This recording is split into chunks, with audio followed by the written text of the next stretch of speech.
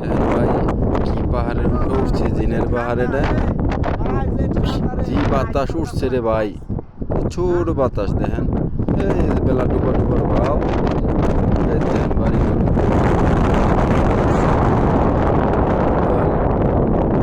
কালো পাহাড়, জিনের কালো পাহাড় এটা। জিনেরা বসবাস করে, ঠিক আছে। এই দেখেন অবস্থা, এই যে রাস্তা।